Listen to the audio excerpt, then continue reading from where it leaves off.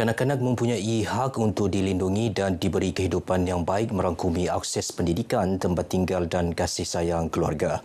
Timbalan Menteri Pendidikan Tinggi Datuk Mustafa Sakhmud berkata, kanak-kanak juga perlu diberi keutamaan khususnya menerusi aspek pendidikan dan pembangunan sosial.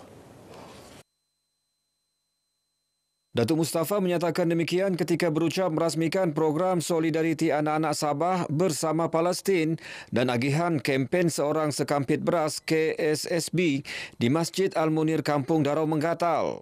Teks ucapan beliau dibacakan Pegawai Tugas-Tugas Khas Ahmad Farid Sainuri.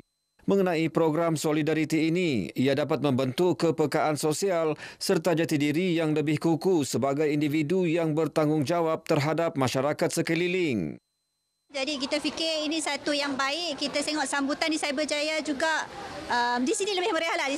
Di sini lebih meriah, lebih ramai. Tapi saya ingat dia membawa satu objektif dan sambutan yang baik lah. Program yang julung kali lah, Tuan Pengurusi mana kerjasama NGO dengan AJK Masjid lah. So program sebegini memang sangat dialu-alukan lah untuk sepanjang bulan Ramadan. Program dilaksana bersempena program Helwa Jelajah Sabah Hebah Eid Ramadan 2025. Kerajaan diminta campur tangan bagi memastikan tidak berlaku kenaikan mendadak harga tiket penerbangan menjelang musim perayaan. Ahli Parlimen Galabakan Datuk Adi Muhammad Suryadi Bandi berkata, meskipun terdapat bantuan subsidi tiket penerbangan yang diberikan kerajaan kepada pelajar, namun ia tidak mencukupi. Saya difahamkan flight untuk balik raya Tawau ke Sandakan ni telah penuh, menyebabkan harganya meningkat. So kita mohonlah pada pihak kerajaan untuk menambah lagi jumlah penerbangan balik ke kawasan itu. Dan kita harapkan campur tangan daripada kerajaan ini untuk memastikan mungkin ada harga ceiling tiket dapat dilaksanakanlah agar semua dapat menyambut Hari Raya tahun ini dengan baik. Datuk Muhammad Suryadi berkata demikian kepada media ketika mengulas keluhan ibu bapa terhadap kenaikan harga tiket penerbangan mendadak ketika musim perayaan. Golongan asnaf, anak yatim dan ibu tunggal terus disantuni pelbagai pihak sepanjang bulan Ramadan ini. Agensi di bawah Kementerian Pembangunan Usahawan dan Koperasi KUSKOP juga tidak ketinggalan menyantuni golongan tersebut. Di Kundasang, seramai 20 asnaf menerima bakul makanan dan duit raya dalam Majlis Ramah Mesra KUSKOP bersama Gerakan Koperasi Kawasan Kundasang. Sumbangan disampaikan Menteri Pembangunan Usahawan dan Koperasi, Datuk Iwan Benedik. Turut disampaikan sumbangan RM10,000 daripada Yayasan Bank Rakyat YBR kepada SMK Bundu Tuhan Ranau bagi menyediakan kelengkapan pembelajaran subjek sains rumah tangga tingkatan 4 dan pembaikan payung asrama. RM10,000 turut disumbangkan kepada SMK Kundasang bagi pelaksanaan program motivasi. Sementara itu, Sekolah Agama Rakyat Al-Falah Kampung Pahu dan Kampung Himbaan Ranau menerima bantuan RM15,000 bagi pelaksanaan program pendidikan sepanjang tahun 2025. Seramai 30 pelajar asnaf tingkatan 1 hingga tingkatan 6 di Sekolah Menengah SM Maktab Sabah menerima sumbangan baju raya menerusi program pembelian baju raya untuk murid asnaf. Program anjuran bersama Persatuan Ibu Bapa dan Guru PIBG SM Maktab Sabah dan sebuah gedung pakaian di Kota Kinabalu.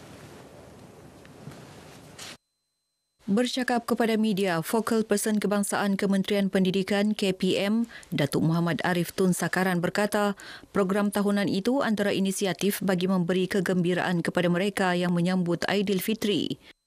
Ini adalah antara peranan PIBG yang mana tidak meninggalkan juga supaya kita memberi sokongan, memberi barang-barang keperluan khususnya kepada pelajar-pelajar yang memerlukan. Penerima sumbangan menzahirkan rasa syukur atas sumbangan tersebut dan berharap ia diteruskan pada masa akan datang. Perasaan hari ini kepada saya sangat happy sama terkejut juga sebab saya akan pilih.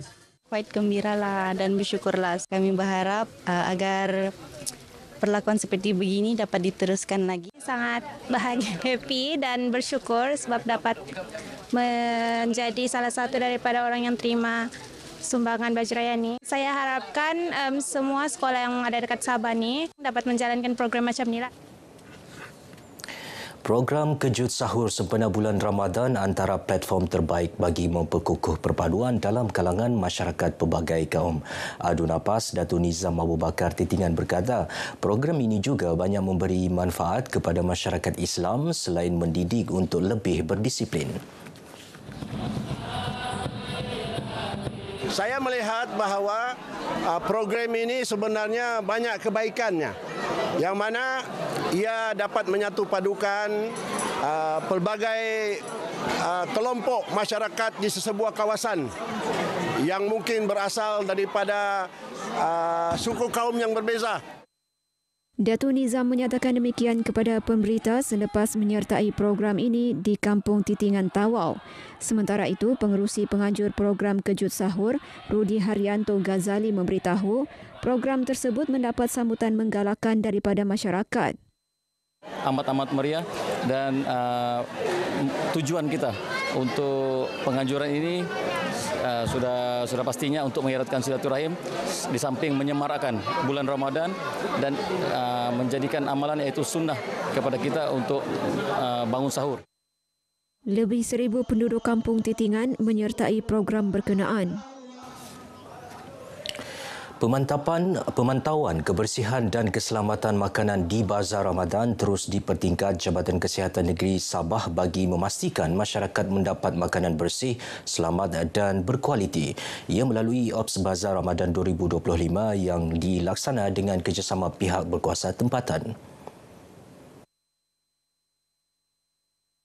Pengarah Jabatan Kesihatan Negeri Sabah, Dr. Maria Sulaiman berkata, sehingga kini 1,152 premis telah diperiksa di 17 daerah termasuk Kota Marudu, Sandakan, Semporna dan Keningau.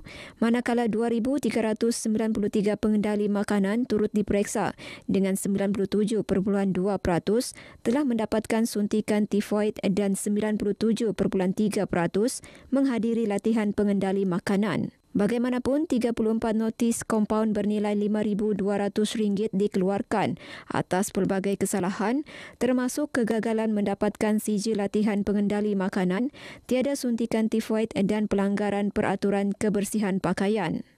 Tujuan utama ataupun kempen utama adalah kepada orang awam, iaitu perhati dan pilih, iaitu mengajak pengguna untuk memerhati kebersihan premis dan peniaga, iaitu pilih gerai yang menunjukkan tahap kesihatan yang baik dan dikendali oleh peniaga dan menjaga kebersihan diri. Dr. Maria ditemui media dalam program walkathon pemantauan Bazar Ramadan di lintasan Diasoka. 682 pegawai penguatkuasa akan melakukan pemeriksaan di 91 lokasi bazar seluruh negeri bagi memastikan tahap kebersihan Bazar Ramadan. Jabatan Hidupan Liar JHL Sabah dengan kerjasama Pusat Pemuliharaan Beruang Matahari Borneo BSBCC merangka pelan tindakan bagi melindungi beruang matahari Borneo di negeri ini. Pengarah Jabatan Hidupan Liar Sabah Sofian Abu Bakar berkata, pelan itu juga bagi memupuk kesedaran tentang kelebihan spesies beruang matahari serta melindungi spesies tersebut daripada ancaman pemburu dan kepupusan. Apa yang kita perlukan adalah kesedaran semua level, semua peringkat bahawa pemeliharaan ataupun perlindungan hidupan liar ini bukan tanggungjawab Jabatan Hidupan Liar saja. Ini adalah tanggungjawab semua, even the public. Itu yang kita cuba tanamkanlah. Sofian ditemui media selepas majlis pelancaran Bornean Sun Bay Action Plan in Sabah di Kota Kinabalu. Pelan tindakan itu meliputi beberapa aspek seperti penyelidikan, pencarian habitat dan perlindungan serta memantau populasi beruang matahari di sekitar negeri Sabah. Ia merupakan pelan tindakan pertama yang dibuat JHL untuk melindungi beruang matahari dan pelan tersebut akan bermula tahun ini hingga 2034.